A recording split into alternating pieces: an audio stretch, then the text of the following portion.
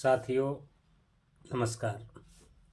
आज फिर मैं एक नया प्रेरक प्रसंग लेकर के आपके बीच उपस्थित हूँ। कहानी को अंत तक देखें। एक बार एक समय की बात है, एक छोटे से गांव के किनारे एक बड़ी सी नदी बहती थी। उस नदी के किनारे एक गोपाल नाम का व्यक्ति रहता था। गोपाल पेशे से नाविक था। उसके पास एक छोटी सी नाव थी और नाव भी टूटी फूटी पुरानी सी नाव थी। गांव के जो लोग थे उसकी नाव को देख करके उसकी मजाक उड़ाते थे, उस पर हंसते थे। लेकिन नाविक जो था, जो गोपाल नाम का नाविक था, वो किसी को देखे बगैर, किसी की परवाह किए बगैर अपने काम में दिन भर लगा रहता था। उसको किसी की चिंता भी नहीं थी कि लोग मुझसे क्या कहते हैं।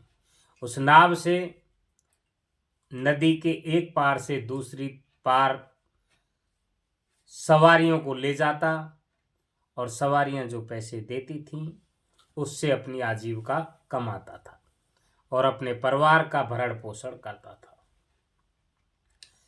मित्रों, लोग उसका खूब मजाक उड़ाते थे, लेकिन वो 1% भी उन लोगों की हंसी पर नहीं जाता और अपने कार्य को बखूबी करता रहता था। एक दिन की बात कि गांव में एक भूकंप आ गया और भूकंप के आने से गांव में अफरा तफरी मच गई। लोग इधर उधर बचने की तलाश में जाने लगे। भूकंप के कारण और तूफान भी साथ था। तूफान के कारण जो नदी का पानी था वो तेज उफान पर था। तूफान के कारण नदी का पानी तेज उफान पर था। लोग उसमें डूबने लगे। लेकिन उस गोपाल नाम के व्यक्ति ने, जो नाव चलाता था,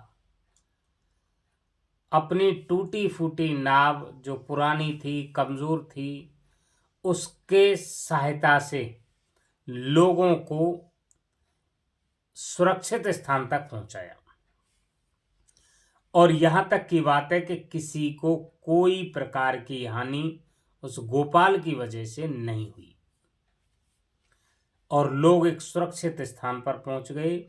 जैसे ही तूफान खत्म हुआ, नदी में पानी का जो बहाव था, उफान था, वो भी कम हो गया और सब लोग वापस अपने निवासों पर, अपने घरों में रहने के लिए दोबारा आ गए।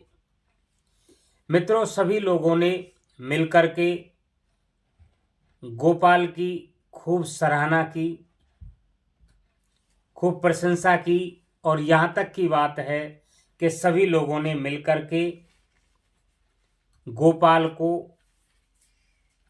एक नई नाव भी दिला दी और नई नाव को लेकर के गोपाल खुश हुआ। गोपाल को सम्मान दिया गया और फिर दोबारा गोपाल की कोई भी मजाक नहीं उड़ाता था। मित्रों, कहानी का जो हमारा सारांश है, सीख है, इस कहानी से सीख मिलती है कि चाहे साधन कितने भी सीमित हों, चाहे साधन कितने भी छोटे हों, यदि हमारे पास हिम्मत और साहस है तो हम उस छोटे साधन से, सीमित साधनों से बड़ी से बड़ी सफलता को प्राप्त कर सकते हैं। और कितनी भी बड़ी कठिनाई आए उन कठिनाइयों का भी सामना कर सकते हैं। मेहनत और निष्ठा से हमें दूसरों की मदद भी करनी चाहिए। नमस्कार साथियों, आपने मेरी कहानी को अंत तक सुना, इसके लिए आप एक प्यारा सा लाइक ज़रूर करें।